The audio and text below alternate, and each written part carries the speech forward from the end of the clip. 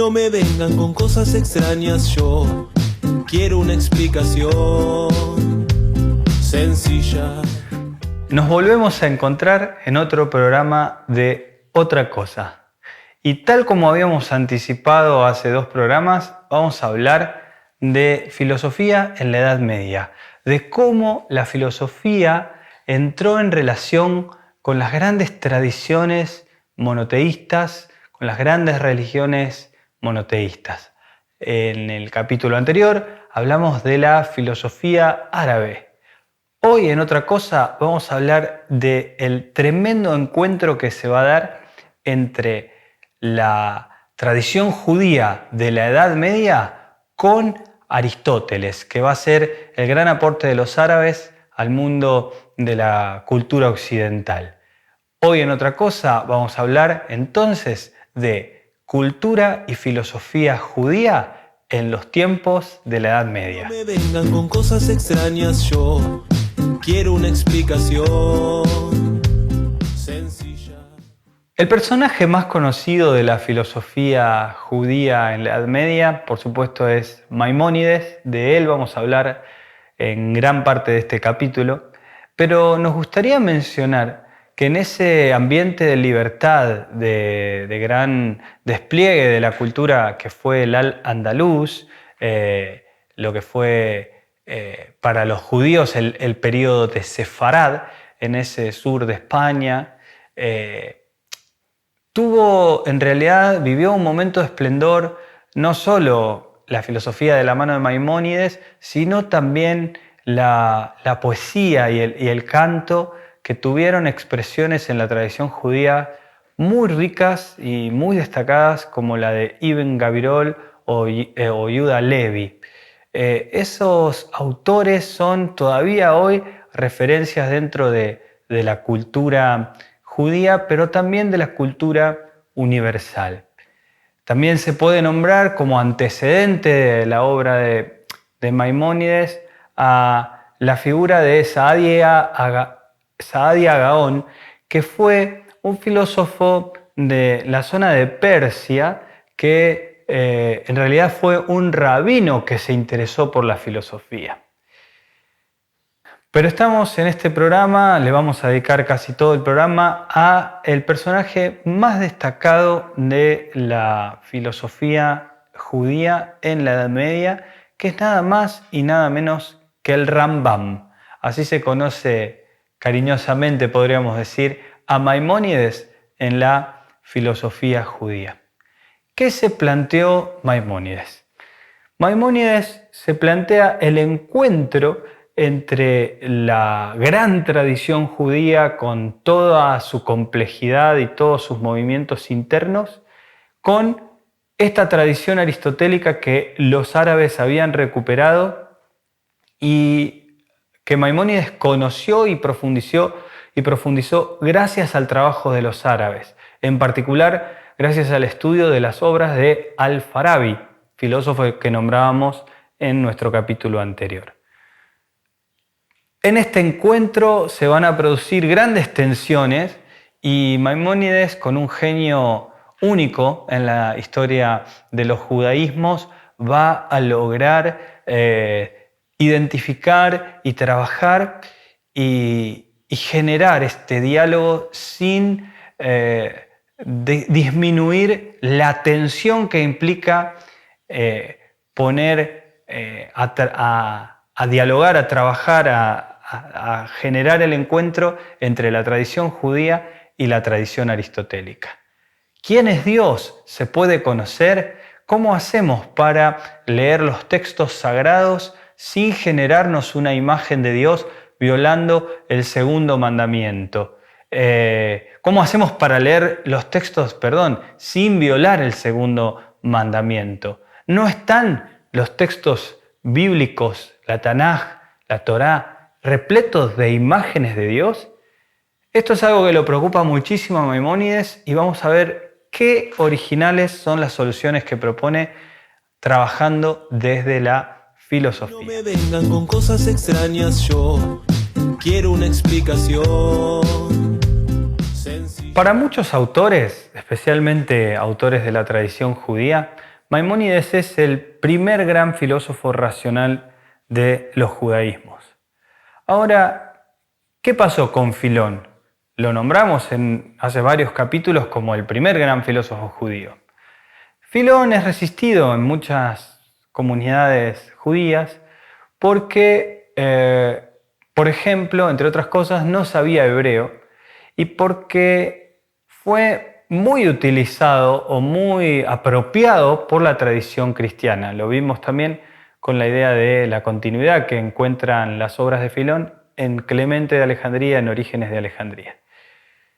Entonces, Maimónides es considerado por muchos como el primer gran filósofo judío. Pero pensemos un poquito, repasemos un poquito la historia del judaísmo como para reconocer estas contradicciones y estas derivas. En el año 70 de lo que en el judaísmo se llama la Era Común, se produce la destrucción del Templo de Jerusalén por parte de los romanos. Esa destrucción es el inicio de la gran diáspora judía, de la desterritorialización del pueblo judío. Entonces dejó de tener centralidad el templo en la vida de la comunidad y empezó a tener una enorme importancia la lectura, interpretación y comentario de los textos sagrados junto con la práctica de la oración, la tefilá. De este modo se empieza a construir la identidad de los judaísmos en esta diáspora, en este no pertenecer a ningún territorio en particular. Y no va a ser hasta después de la Segunda Guerra Mundial, con el planteamiento de los sionistas, que aparezca nuevamente un Estado, no sé si podría decir así, un Estado judío, ¿no? Porque Israel habría que ver ahí si es un Estado judío o no. Sin duda es el Estado donde más judíos hay. Pero ¿puede el judaísmo volverse totalmente secular en la figura de un Estado?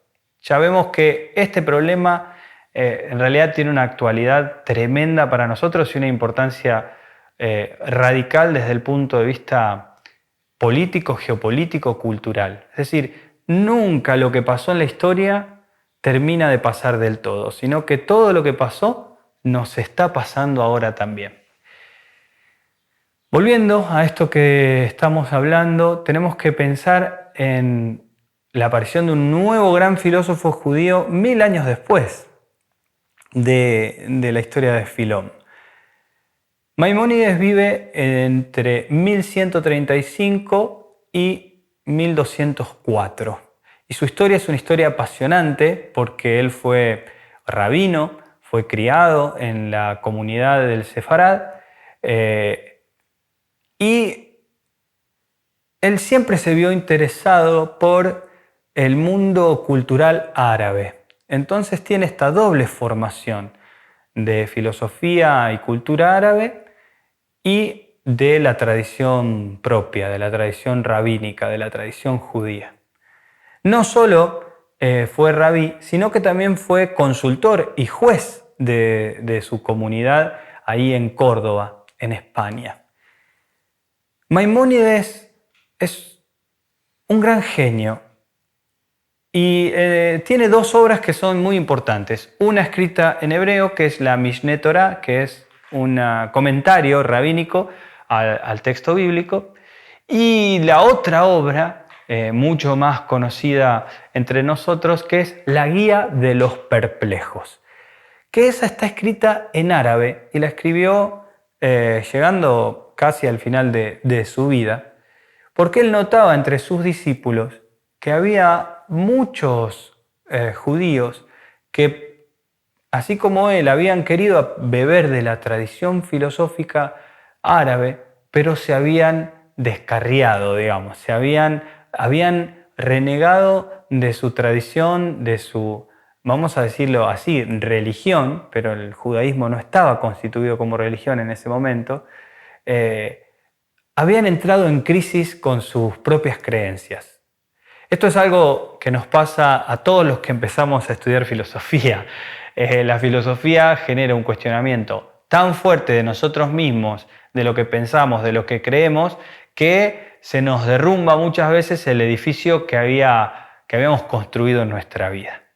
Maimónides, en un gesto muy amoroso, escribe esta guía a los descarriados, planteando esta idea de que revelación y filosofía no eran lo mismo, pero que podían dialogar, que religión y razón tenían algunos puntos en común y otros puntos de desencuentro, pero que era necesario hacer un abordaje racional de la propia creencia para poder sostener la tradición sin que se caiga todos los cuestionamientos que uno empieza a hacer cuando estudia filosofía. En el cierre de nuestro programa vamos a profundizar un poquito más esto y vamos a plantear qué importancia puede tener para nosotros esto en estos tiempos salvajes que nos están atravesando. No me vengan con cosas extrañas, yo quiero una explicación sencilla. ¿Cómo hacer valer para otras esferas de la vida social lo que tiene un valor absoluto y profundo para un grupo, una comunidad o para un sujeto? Esta pregunta o estas preguntas están presentes en Maimónides. Maimónides se propuso ampliar y llevar al mundo no judío muchas de las herramientas que habían logrado en su riquísima tradición desarrollar los judaísmos. Esto le valió una serie de, persecuciones, y decirlo así, de resistencias muy fuertes en la propia comunidad, que obligaron a Maimónides a escapar de su lugar, del sur de España, y a llegar hasta Egipto, donde su genio le valió ser consultor, médico, asesor de nada más y nada menos que el sultán Saladino. Es decir, que rápidamente Saladino pudo ver el genio de Maimónides y tomar provecho, digamos, de esa gran formación que tenía. Pero volviendo a las preguntas, decimos, ¿cómo hacemos para que aquello que tiene un gran valor para nosotros pueda ser accesible para otros que no comparten nuestros mismos códigos?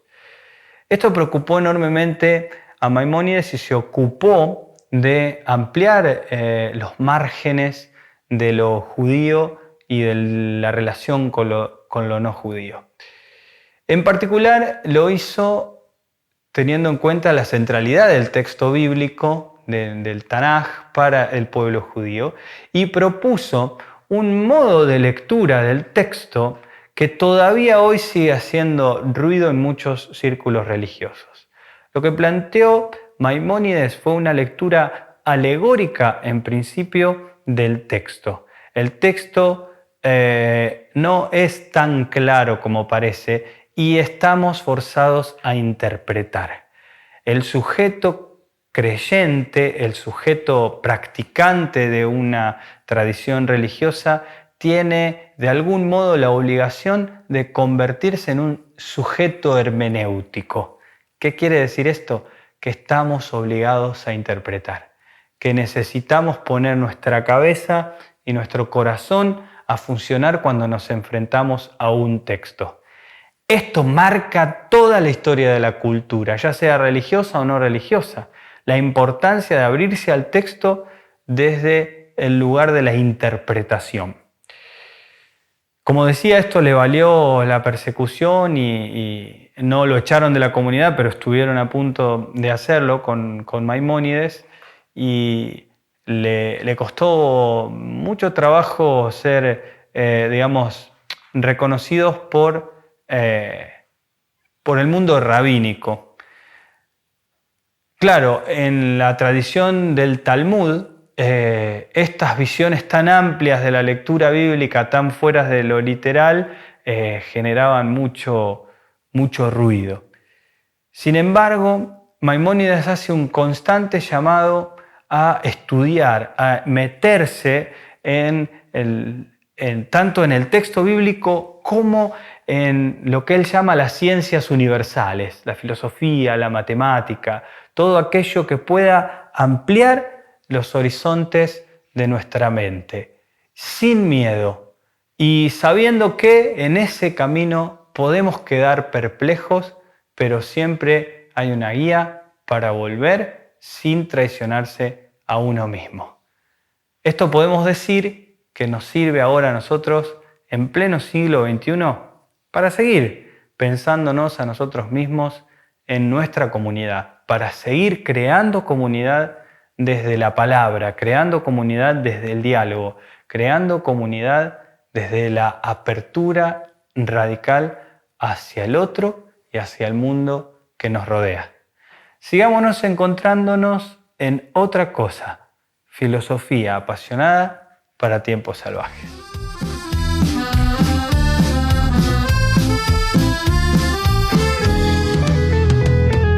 A mí no me vengan con cosas extrañas, yo quiero una explicación sencilla. Si el mundo da vueltas y vamos con calma, yo te aseguro que te encuentro.